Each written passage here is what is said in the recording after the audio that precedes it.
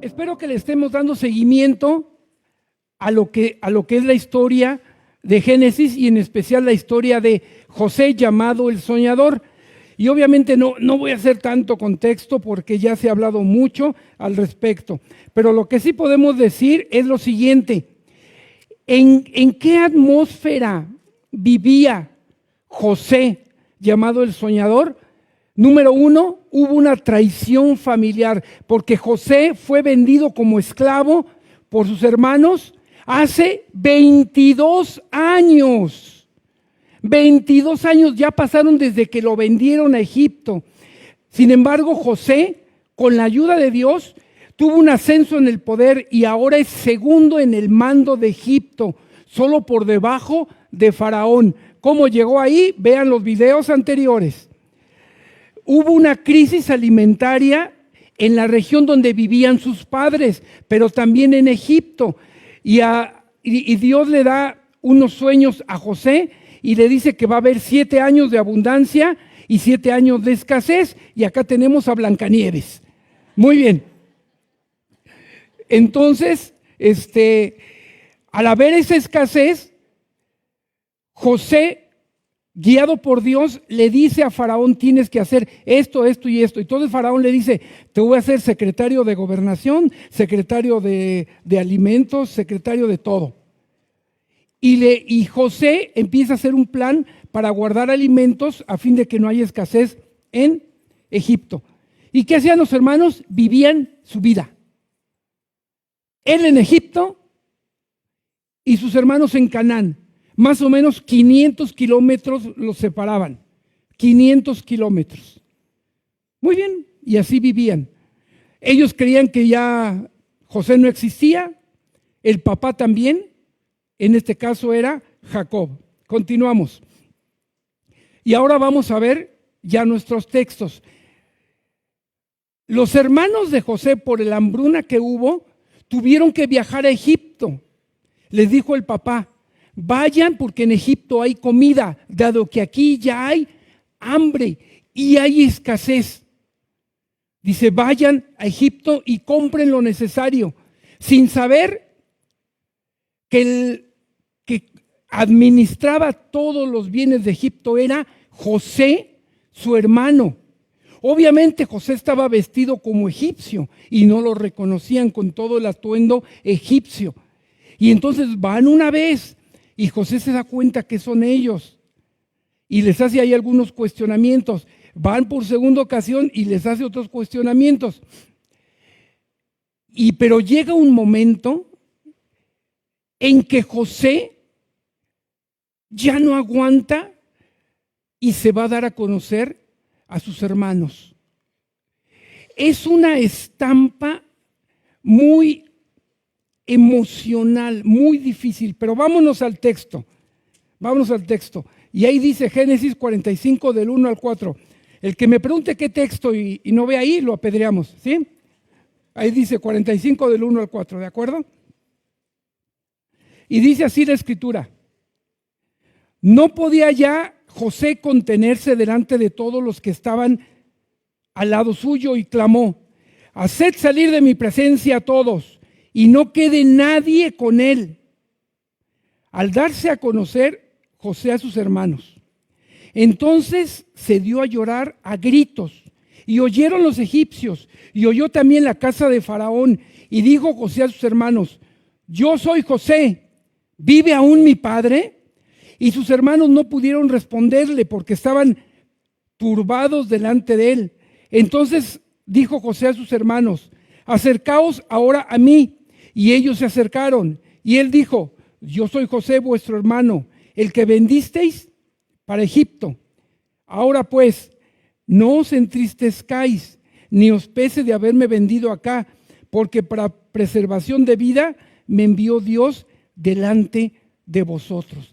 ¡Qué escena tan especial, tan tremenda! Por favor, hermanos, al leer la Biblia estamos leyendo un libro que se escribió en el Oriente. No se escribió en el Occidente, no se escribió en México, en Estados Unidos o Canadá o en cualquier lugar de Centroamérica. Es una lectura oriental con costumbres orientales. No las podemos equiparar a nosotros. ¿De acuerdo? Entonces ¿qué fue lo que sucedió? Que José se estaba conteniendo para darse a conocer a sus hermanos. Imagínense, después de 22 años, yo te pregunto, ¿tienes un pariente que no has visto hace 22 años? Es difícil. Y este era hermano de ellos. Ahora, ellos creían, no sé si los hermanos creían que estaba muerto, porque lo vendieron. Ellos nunca vieron su cadáver ni sabían que estaba muerto. Entonces, a lo mejor José, porque lo vendieron como esclavo. Lo que sí nunca se imaginaban era que era el segundo con Faraón. Ahora, los egipcios no había democracia, Ahí los egipcios hacían lo que ellos querían. Si mandaban matar a alguien, así lo mandaban matar. No había juicio, no había de que voy a apelar. No. Los egipcios eran dueños del mundo en ese momento. Era una gran potencia mundial. Imagínense, estaba el faraón, que es un nombre dado al cargo, no se llamaba así, no sé cómo se llamaba. Y al segundo al mando era José. Entonces era una persona de mucha importancia en Egipto. Él decidía a quién se le daba de comer o quién no. Y lo que hizo José fue muy inteligente. Llegó un momento que la gente tenía tanta hambre que hasta sus mismos cuerpos se vendieron como esclavos. Esa habilidad tenía José. Entonces, al ir sus hermanos a pedirle de comer o pedirle provisiones, dijo: ya los tengo aquí, ya no me puedo contener. Y las emociones de José eran muy grandes. Y ordena a todos los egipcios salir de la habitación. ¿Por qué? Porque quería tener un lugar muy íntimo, porque José estaba maquillado como egipcio, por lo tanto no lo reconocían. Hermanas, ustedes me han de entender. Digo, ¿no? Sí, en la mañana, ¿qué ole? ¿Sí? Y ya maquilladas, ya cambia la cosa. Más maquilladas, cambia más. Y los egipcios, además de maquillarse, se ponían cosas en la cabeza y sus vestidos eran otros. Entonces no reconocían a José. Además de que decían ellos, ¿quién sabe dónde ande? Ni por aquí se imaginaban que era su hermano. Entonces, llega la confesión de José. Y fíjense lo dramático que dice aquí. Entonces se dio a llorar a gritos. O sea, la llorona se quedó cortita. El grito mexicano se oyó silencio al lado del grito de José, porque además pasa una cosa. ¿Quién lo oyó? Dice, todo Egipto. ¿Se imaginan el llanto con el que José se expresaba? El dolor que sentía José al ver a sus hermanos. Y dice el versículo 3, y dijo José a sus hermanos: yo soy José. Y los hermanos, si se dan cuenta, ahorita en el capítulo 45, ellos no hablan. Se quedan callados, se quedan mudos, porque seguramente José habló ya en su idioma para que se entendieran. Y les dice: yo soy José. Y ellos pasmados.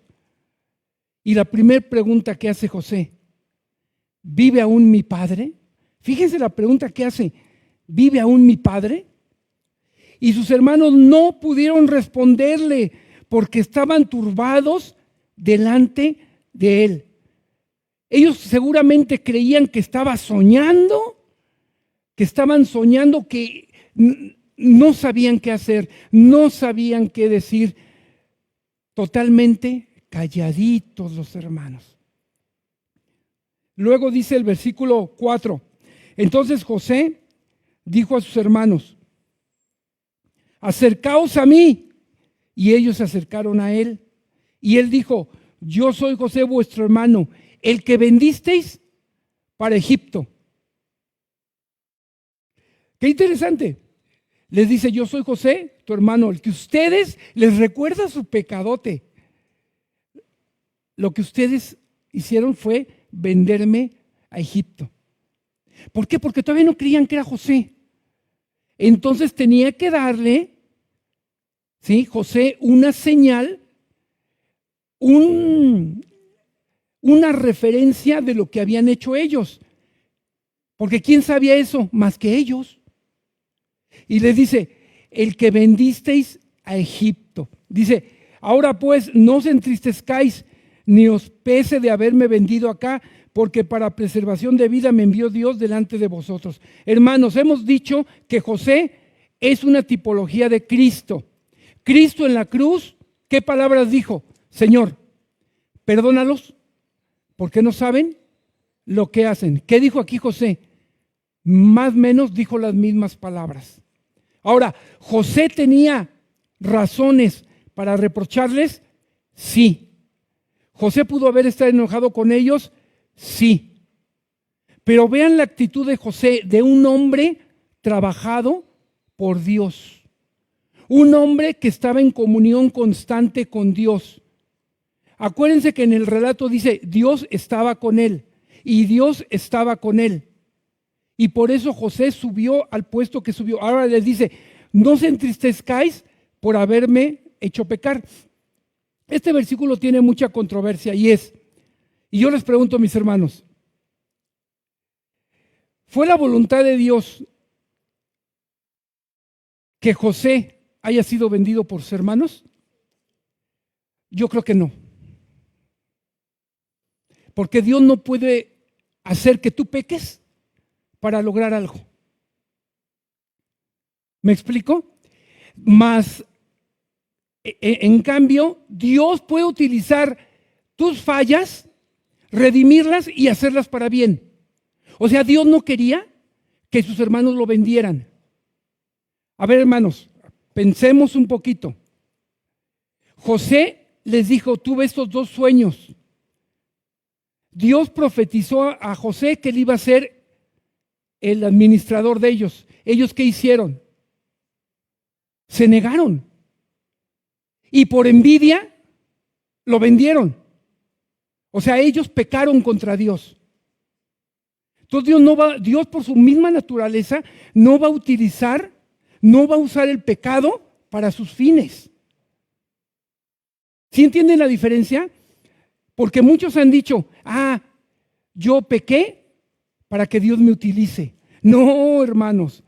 Si Dios tiene misericordia de ti, los pecados, las fallas que tú hagas, Dios las puede encaminar para bien. Siempre y cuando te arrepientas, redima a Dios tu falta y sigas adelante. ¿Quién de aquí no ha tenido fallas, por favor? Todos hemos tenido fallas. Pero esas fallas Dios las puede encaminar para bien, mas no era su voluntad. Si no, lean el capítulo 26 de Génesis. No lo vamos a leer, pero el capítulo 26 de Génesis dice que a Isaac, hubo hambre. La misma situación. ¿Y qué le dijo Dios a Isaac? Siembra, no te vayas a Egipto. Entonces muchos dicen, es que tenía que irse a Egipto y por eso los hermanos. No, hermanos, pues Dios pudo haber usado otras cosas. Pero lo que le pasó a José, Dios lo encaminó para bien. José lo entendió. José lo pensó. Hermanos, ¿qué enseñanza tenemos? ¿Alguien te ha hecho mal? ¿Alguien ha pecado contra ti? Normalmente decimos, y esta es una enseñanza para todos, si él me hizo algo, él me tiene que venir a pedir perdón a mí, ¿sí o no? Y nos montamos en nuestra silla de orgullo y él me hizo algo, tiene que venir. Ella me hizo algo, tiene que venir. Y aquí vemos que José fue el que tomó la iniciativa y dijo, lo que ustedes hicieron, Dios lo encaminó para bien. ¡Qué corazón de José tan grande! Hermano, hermana, si alguien te hizo algo, no creo que te hayan hecho más que José. Si alguien te hizo algo, es momento de que digas el versículo 5, hermano, hermana, primo, familiar, lo que sea, no os pese, dice, no te entristezcas, no os pese haberme vendido acá o haberte hecho lo que quieran, porque para preservación de vida Dios me envió. Es decir, lo que pasó fue para yo madurar, pasó para que yo creciera y nos perdonamos. Y nos perdonamos. Y los hermanos todavía estaban sin creerlo, sin entender lo que estaba pasando. Vamos a ver qué interpretación tenemos de estos eventos. Ahora vamos a leer del versículo del 5 al 8. Dice, ahora desde el 6, pues ya había habido 2 años de hambre en medio de la tierra, y aún quedan 5 años en los cuales ni habrá arada ni siega. Y Dios me envió delante de vosotros para preservaros posteridad sobre la tierra y para daros vida por medio de gran liberación. Así pues, no me enviasteis acá vosotros, sino Dios, que me ha puesto por padre de Faraón y por señor de toda su casa y por gobernador en toda la tierra de Egipto. Entonces Dios utilizó la maldad de sus hermanos, mas no era su voluntad, y lo encaminó para bien. Hermanos, lo que nos puede pasar malo, entre comillas, Dios lo puede encaminar para bien. Piénsalo, medítalo. Tú dices, ¿por qué estoy pasando esta situación? Puede ser económica, puede ser de enfermedad, puede ser social, puede ser de lo que tú quieras. Dios lo va a encaminar para bien siempre y cuando la pongas delante de Él. No pienses en la venganza. No pienses en hacer justicia por propia mano, porque ya tú estarías haciendo la justicia. Dice la palabra de Dios que le dejes el juicio al Señor. Él hará. Y dice que José tuvo un reconocimiento divino. José ve claramente la mano de Dios en el sufrimiento, que ya Israel ya nos lo dio ampliamente. Hubo un propósito revelado. Entiende el plan divino detrás de su separación familiar. ¿Quién? José interpreta de esa manera. Y transformación del dolor. El sufrimiento personal se convierte en salvación colectiva y supervivencia garantizada. Su posición asegura la preservación de la familia. ¿Ya vieron? Porque José sabía que en el sueño que tuvo para interpretárselo, que el sueño que tuvo Faraón y se lo interpretó, decía que iban a venir 7 años de escasez, los cuales ya pasaron, más 7 años de abundancia. Van 2, quedan 5. ¿Sí, hermanos? Van 2. ¿Qué? No. Bueno, van los 7 años de escasez, van 2, faltan 5. ¿Sí? Por eso ya no había víveres en Canaán, ¿de acuerdo? Y por eso fueron para allá los hermanos. Bien. Ahora, hay una invitación a la familia. Génesis 45, del 9 al 15, dice así. Estas ya son palabras de José que les está hablando a los familiares. Les dice, daos prisa. ¿Por qué daos prisa? Porque quedan 5 años de hambruna. ¿Quién aguanta 5 años de hambruna? Ahorita los gringos van a pasar esos 5 años de hambruna. ¿Sale? Va. Daos prisa, id a mi padre y decidle, así dice tu hijo José, Dios me ha puesto por señor de todo Egipto. Ven a mí, no te detengas. Habitarás en la tierra de Gosén y estarás cerca de mí, tú y tus hijos, y los hijos de tus hijos, tus ganados y tus vacas, y todo lo que tienes. Y allí te alimentaré, pues aún quedan 5 años de hambre, para que no perezcas de pobreza tú y tu casa y todo lo que tienes. He aquí, vuestros ojos ven, y los ojos de mi hermano Benjamín, que mi boca os habla. Haréis pues saber a mi padre toda mi gloria en Egipto y todo lo que habéis visto, y daos prisa y traed a mi padre acá. y se echó sobre el cuello de Benjamín, su hermano, y lloró. Y también Benjamín lloró sobre su cuello y besó a todos sus hermanos y lloró sobre ellos. Y después sus hermanos hablaron con él, por fin hablaron con él. ¿Sí? ¿Ven la bondad de José? Hermanos, ¿ven la bondad? Les dice, va a haber 5 años de hambruna, yo tengo los recursos, vengan para acá. Los invito a que vengan acá, y no solo ellos, sino toda su casa. Y después los besa a los hermanos, símbolo de perdón. Y besa más a su hermano Benjamín. ¿Por qué más a Benjamín? Uno, porque era el más pequeño y era su único hermano de sangre, tanto de papá como de mamá. ¿Vale? Y muchos nos preguntamos, ¿por qué José insistía en que le llevaran a Benjamín? Pues, ¿qué le habían hecho a José? ¿Qué pensaba que le habían hecho entonces a su hermano menor? ¿Lo mismo o peor? Por eso Benjamín era muy apreciado para José. Entonces va a haber aquí una reunificación familiar. José invita a su padre Jacob y a toda la familia a que vaya a Egipto, en la tierra de José. Entonces ofrece una tierra fértil, ideales para el pastoreo, y va a haber una protección garantizada. Promete cuidado y sustento durante los años restantes de la hambruna. Luego también Faraón promete la ayuda. O sea, José invita a sus hermanos, pero ahora sí que había uno mayor que José. ¿Qué dijo el gobernante de todo Egipto? Vamos a ver el 16 al 20. Y se oyó la noticia en la casa de Faraón diciendo, los hermanos de José han venido, y esto agradó a los ojos de Faraón y de sus siervos. Y dijo Faraón a José, di a tus hermanos, haced esto, cargad vuestras bestias e id, volved a la tierra de Canaán, y tomad a vuestro padre y a vuestras familias, y venid a mí, porque yo os daré lo bueno de la tierra de Egipto, y comeréis de la abundancia de la tierra.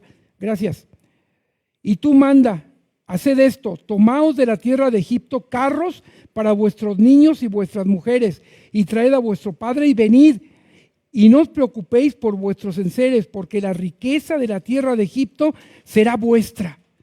Órale, el mero Faraón les dice, aquí está todo. ¿Ya ven la bendición de Dios? Cuando Dios habla y te dice, haz esto, Dios va a traer todo lo que necesites de manera automática.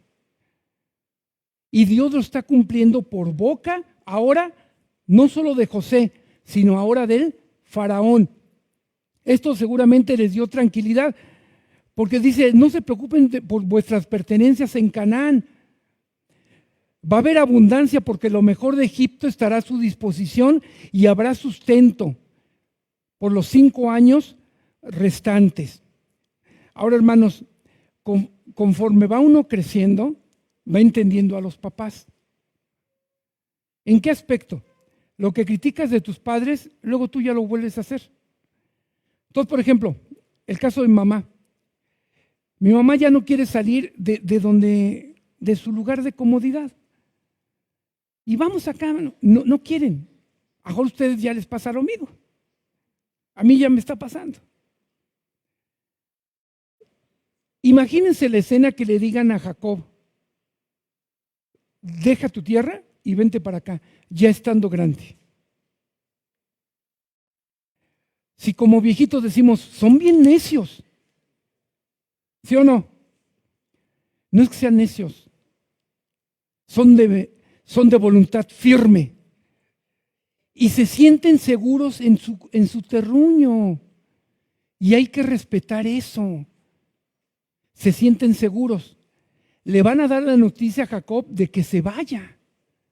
Y ahorita vamos a ver cómo reacciona Jacob.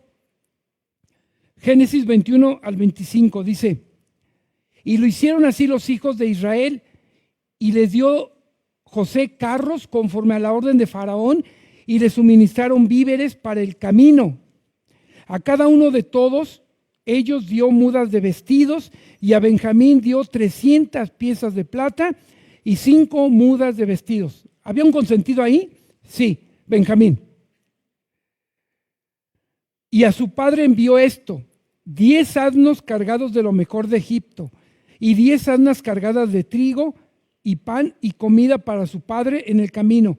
Y despidió a sus hermanos, y ellos se fueron. Y él les dijo: no riñáis por el camino. Y subieron de Egipto y llegaron a la tierra de Canaán, a Jacob, su padre. Muy bien, los hermanos pasmados, la noticia ya les había caído el 20, como decimos, ya entendieron que era José y la problemática en la cual estaban. Porque ellos fueron a Egipto por víveres. Fueron al súper o a la comer, no sé, pero tenían que ir allá. Y allá estaba todo. ¿Y qué hicieron? Pues llegaron cargados de todo lo necesario que les pedían, que su papá pedía, y manos a la obra. Y ahora sí obedecieron. ¿Qué decían los sueños de José? Que ellos se iban a inclinar delante de él. ¿Se cumplió? Se cumplió. Se llevan presentes en el viaje, a cada uno de ellos dio mudas de vestidos. Bien, y les dio una orden directa: no riñáis por el camino. ¿Por qué? ¿Qué hicieron? ¿Se acuerdan en el relato del capítulo 37? ¿Qué fama tenían los hermanos? Muy mala fama. Y José iba con su papá y le decían: papá, tus hijos hicieron esto, esto y esto. Ya los conocía José. Por lo tanto les dice: no riñáis en el camino. Casi les dijo José: ¡hey, los conozco! ¿De qué iban a reñir? Seguramente iban a decir: ¿ya ves, Judá? Fue tu idea. ¿Ya ves, Rubén? Por tu culpa. Seguramente. Digo, yo conozco el trato entre hermanos, hermanos. ¿Sí? Normalmente los hermanitos nos cargamos contra los hermanitos. A los hermanos les decimos las cosas que no les decimos a otra persona. Les damos zapes que no se los damos a otra persona. Les hacemos bromas o les damos apodos que no lo hacemos a otra persona. Tuve 4 hermanos. Yo sé de qué se trata eso. ¿Qué no harían esto ellos? Por eso José les dijo: no riñáis en el camino. Bien sabía lo que podían haber hecho. Continuamos. La noticia de José que le van a dar a Jacob. Dice el versículo 26. Y le dijeron las nuevas diciendo: José vive aún, y es el Señor de toda la tierra de Egipto. Y el corazón de Jacob se afligió porque no le creía. Lo leí mal. Le voy a dar la énfasis adecuada. Y le dijeron las nuevas diciendo: José aún vive, y él es Señor en toda la tierra de Egipto. Y el corazón de Jacob se afligió porque no lo creía. En el original dice que a Jacob le dio un infarto. En el original. Esa aflicción de corazón le dio un infarto. ¿Por qué? Imagínense, él sí creía que estaba muerto. Le dieron las pruebas de que estaba muerto, y que de repente le dicen: José no está muerto. Oye, o sea, ustedes imagínense un familiar tuyo que ya creíste que se murió desde hace mucho tiempo, que te digan: ¿qué crees? Que no estaba muerto. Eso. ¡Qué impresión! Hermanos, quiero que escuchemos bien esto. Jacob se creyó una mentira. Jacob se creyó una mentira. Él sabía que era verdad la mentira. ¿Me explico? ¿Cuántos no de nosotros genuinamente creemos la mentira porque creemos que es verdad? ¿Me explico? Y por eso nuestra vida no cambia. y no sé lo que soy en Cristo. Y me digo siempre a mí mismo y me miro en el espejo y me digo, eres un tonto, inútil, menso, y me la sigo creyendo, porque sigo creyendo la mentira. ¿Me explico? O en creencias, creímos siempre la mentira. Cuando llega la verdad, no la podemos entender de momento, porque nos da una cachetada muy grande, nos aflige el corazón, porque va en contra de todo lo que creímos, en contra de todos nuestros principios. ¿Y qué hizo José? ¿Cuál fue su reacción? No podía creer semejante noticia. Vemos el versículo 26, y el corazón, porque no lo creía. ¿Ya vieron? Cuando te dicen una verdad que sí es verdad, pero creíste la mentira, no lo crees. Les voy a dar un ejemplo muy sencillo. Dios perdonó todos tus pecados. ¿Lo crees? Vean, ¿qué duda tienen? A ver, va de nuevo, hermanos. Dios perdonó todos tus pecados. ¿Lo crees? Ay, ahora sí. Con el regaño, sí. Pero si hemos creído mentira de que, ay, hice esto, hice aquello, no, Dios no me va a perdonar. Tu mente tiene aquí una nubecita que dice, Dios no me va a perdonar. Y lo sigues creyendo. Y alguien te dice la palabra de Dios que Él es el que perdona todas tus iniquidades. Y te quedas, no. Y sigues, no. La verdad, hermanos, ¿no nos pasa eso? Sí, muy seguido. Entonces es el síndrome de Jacob. Lo acabo de inventar. Cuando una verdad no la crees por creer la mentira. Y así nuestra vida cristiana sigue creyendo mentiras y no creemos la verdad. Fíjense, y sigue el versículo 27. Y ellos le contaron todas las palabras de José que él había hablado. Y viendo Jacob los carros que José enviaba para llevarlo, su espíritu revivió. Entonces, hermanos, muchos comentaristas están de acuerdo que actualmente el pueblo de Israel, siempre es un hecho, ellos van a creer cuando vean. Tristemente, cuando llegue el Señor Jesucristo, es cuando regrese por segunda ocasión, es cuando van a creer. ¿Qué dijo Tomás? Hasta no ver, no creer. ¿Y qué pasó? ¿Qué fue lo que vio Jacob? Los carros egipcios. Dijo, caray, me están diciendo la verdad. Y creyó, y cuando creyó, ¿qué pasó con Jacob? No me vean, hermanos, ¿qué dice aquí?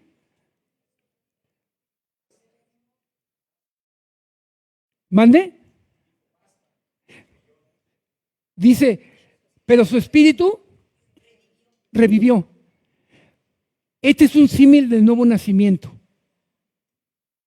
Cuando crees el evangelio, tu espíritu revive. Naces de nuevo. Hermanos, ¿se acuerdan cuando es visitado Jesús por Nicodemo? Es necesario nacer de nuevo. Y a José le dieron buenas nuevas. Digo, a Jacob le dieron buenas nuevas. ¿Cuáles fueron? José vive. ¿Qué es evangelio? Buenas nuevas. ¿Y cuál es nuestro evangelio? Jesús vive. ¿Ya vieron? Jesús murió, fue sepultado, pero resucitó. La marca de la predicación de todos los apóstoles en el libro de los Hechos es que Jesús resucitó. Y en ese momento tu espíritu, ese espíritu que tenías apagado, revive. Tienes comunión con Dios. ¿Ya vieron? cuando desechas la mentira y crees a la verdad. Ahora Jesucristo dijo, bienaventurados los que no ven y creen. ¿Quiénes son esos? Nosotros. Que nunca hemos visto a nuestro Señor Jesucristo, sin embargo creemos en Él. Eso nos hace dichosos, bienaventurados. ¿Ya vieron, hermanos? Qué bonita enseñanza. Entonces dijo Israel, ahora sí, basta. José, mi hijo, vive todavía. Iré y le veré antes de que yo muera. Esta palabra basta no significa párenle. No. Significa esto es abundante. Esto es demasiado. Esto es increíble. Ya estaba contento Jacob. Muy contento. Es más, hermanos, echen memoria de su nuevo nacimiento. Cuando recién creímos en Cristo, ¿qué hacíamos? Nos bebíamos la Biblia. Orábamos a cada rato. Nos congregábamos. No me importaba lo que hacía el que está a un lado. O que cantara feo el que está acá. O que el predicador se tardara hora y media. Porque yo tenía mi primer amor. El Señor era mi primer amor. No me importaba lo que estaba alrededor. Nada. Estaba contento. ¿A poco no? Bueno, eso digo. Muy bien. Terminamos el capítulo 45. Vámonos, bueno, el versículo 28 dice algo muy interesante. Dice, entonces dijo, ¿quién? No me vean, hermanos, el 28. Israel, ya no Jacob. Un nuevo nombre, el que lucha con Dios, Israel. Vean cómo tuvo una transformación también Jacob. Digo, Dios no me lo permita, Dios, por favor, no. Ver morir un hijo. Yo creo que todo el tiempo va a estar triste. Todo el tiempo. Por más que te digan, échale ganas. Yo creo que vas a tener una tristeza permanente. ¿Sí? José, ¿qué pasó? Digo, Israel revivió porque sabía que su hijo vivía. Además era el hijo consentido también de Jacob. Ahora sí, vámonos al 46. El viaje de Jacob a Egipto. Todos quedamos que ya está hecha la invitación. Ya les mandaron los boletos para ir a la tierra de José. Vamos a ver qué hace. Este capítulo narra el viaje de Jacob y su familia a Egipto, donde se reunirá con su hijo tras 22 años de separación. José ya tenía 39 años. ¿Quién aquí tiene 39 años? ¿Nadie tiene 39? A ver, por allá. ¿Quién? ¿Toñito? Miren, ahí está José. Así de esa edad estaba, estaba José. Pero yo creo no tan traqueteadón, pero sí. Porque se ponía cremas egipcias. No es cierto. Dice, es un pasaje crucial que muestra cómo Dios cumple sus promesas y guía el destino de Israel incluso en tiempos de crisis. Hermanos, acuérdense de esto. Dios le había prometido a Abraham y a Isaac que iba a ser de ellos una gran nación. ¿Qué pasó si había hambre y se acababa ese pueblo? ¿Qué pasó con la promesa de Dios? Entonces tenía que preservar un pueblo para que se llevara a cabo esa promesa que Dios había hecho. Bien, dice el versículo 1, salió Israel con todo lo que tenía y vino a Bérseba y ofrecía sacrificios al Dios de su padre Isaac. Entonces hizo una escala Jacob o Israel a Bérseba, donde su padre había hecho sacrificios. Del lugar donde estaba a 50 kilómetros Bérseba.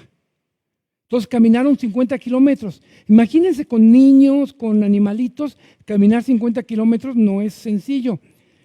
Era un lugar de adoración ancestral y también un punto de descanso estratégico. Ahí van a estar tranquilos. Y luego viene algo interesante. Vámonos a ver el versículo 2 al 4. Y habló Dios a Israel en visiones de noche y dijo: Jacob, Jacob. Y él respondió: heme aquí.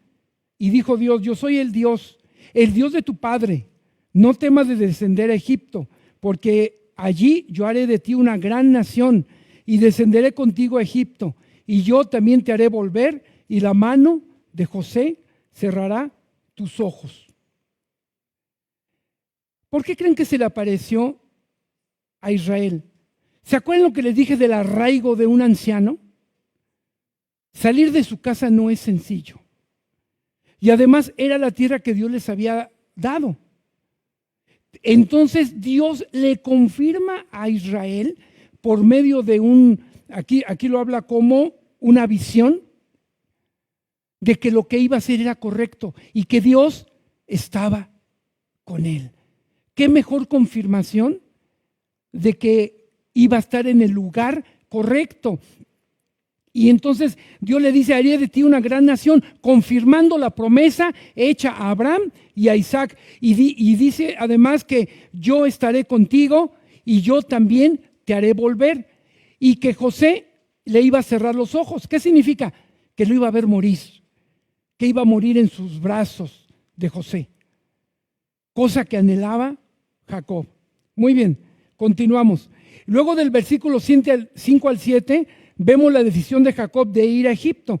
Dice así la Escritura: y se levantó Jacob de Bérseba, y tomaron los hijos de Israel a su padre Jacob y a sus niños y a sus mujeres en los carros que Faraón había enviado para llevarlo. Y tomaron sus ganados y sus bienes que había adquirido en la tierra de Canaán, y vinieron a Egipto, Jacob y toda su descendencia consigo, sus hijos y los hijos de sus hijos consigo, sus hijas y las hijas de sus hijas, y a toda la descendencia trajo consigo a Egipto. Le quedaban 450 kilómetros, ¿sí?, de Bérseba a Egipto. ¿Cuántos son 450 kilómetros? ¿De aquí a Guadalajara? ¿Sí? Más o menos. De aquí a Guadalajara. Caminando. Bueno, algunos en carro. ¿Sí? Pero son semanas de viaje. Semanas de viaje. Bien. Jacob organiza el traslado de todos sus descendientes, inician el viaje y son utilizados los carros de Faraón. Continuamos. Los hijos de Jacob. Aquí nos va a dar un resumen por familias quiénes entraron. Rubén, los hijos de Rubén, los hijos de Leví, los hijos de Judá, de los hijos de Israel, ¿sí? Eso no los vamos a leer porque es una genealogía un poquito larga que se las dejo de tarea para que la vean. Y si tienen pensado tener un hijo posteriormente y tienen muchos nombres, ¿dónde elegir? Resumen final de los descendientes. Dice el versículo 46, 26 y 27. Todas las personas que vinieron a Jacob a Egipto, procedentes de sus lomos, sin las mujeres de los hijos de Jacob, todas las personas fueron 66. Y los hijos de José que le nacieron en Egipto, 2 personas. Todas las personas de la casa de Jacob que entraron a Egipto fueron 70. Hermanos, hay una aparente contradicción con un relato que hace Esteban en Hechos 7:14. Dice Esteban en el Nuevo Testamento: y enviando José hizo venir a su padre Jacob y a toda su parentela, en número de 75. Entonces, ¿cuántos entraron? ¿70 o 75? Miren, la verdad no importa mucho. Les voy a tratar de dar una explicación breve, ¿sí?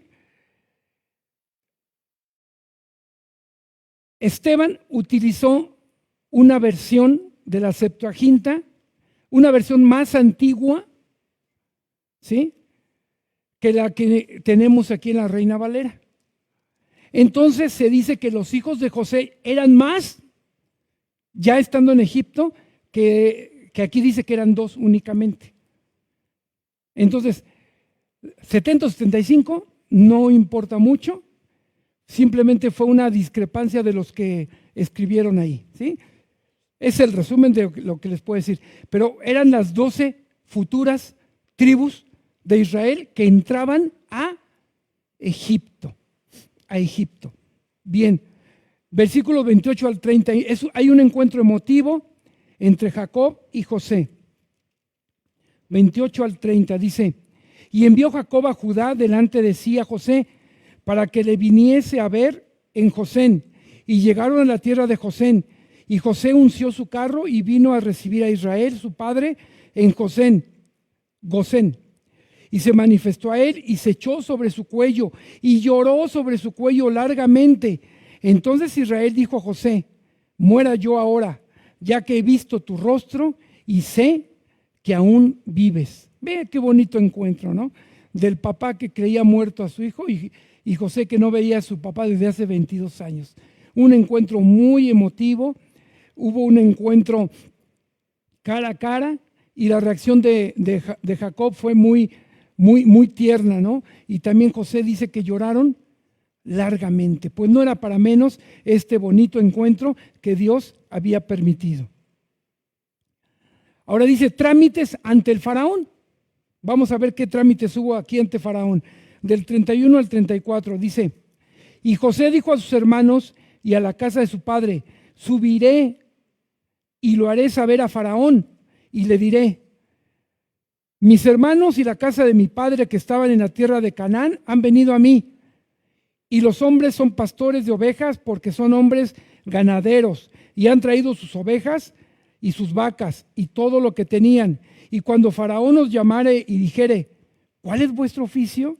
Entonces diréis: hombres de ganadería han sido tus siervos desde nuestra juventud hasta ahora, nosotros y nuestros padres, a fin de que moréis en la tierra de Gosén, porque para los egipcios es abominación todo pastor de ovejas.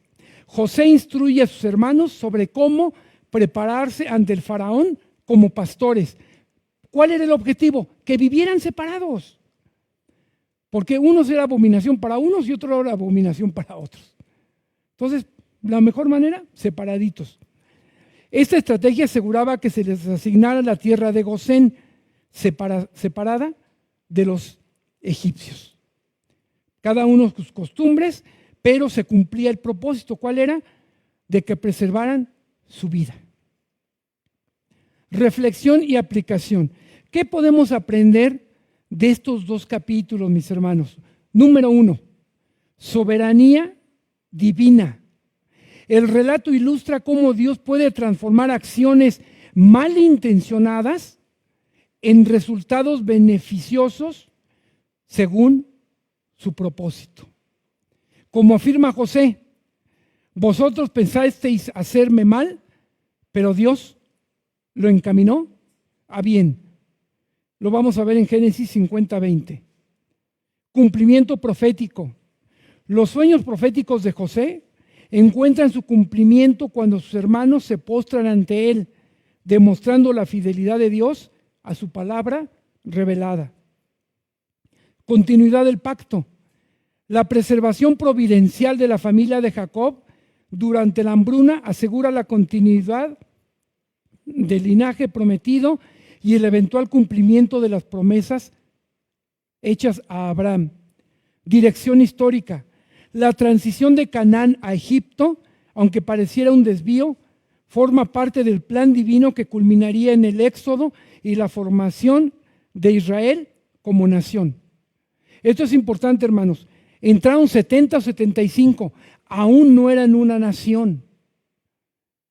Para que fuera nación necesitaban población, territorio y leyes. ¿En dónde se obtuvieron? En el éxodo. 400 años después. Vean cómo Dios cumple sus promesas, aunque parece que se están tardando, las está cumpliendo a cabalidad. Ahí vemos la manifestación soberana de nuestro Dios todopoderoso. Entonces, hermanos, como reflexiones, si algo te está pasando que creas que no, que por qué Dios te metió en este asunto, más bien piensa, ¿para qué Dios me permitió estar en esta situación? ¿Para qué Dios permitió mi enfermedad? ¿Para qué Dios permitió mi accidente? ¿Para qué Dios permitió que conociera a esa persona? ¿Para qué Dios permitió que se mudara mi vecino? ¿Para qué Dios me permitió un jefe como es? ¿Por qué Dios me permitió un trabajo? ¿Por qué Dios me permitió estos papás, esta familia?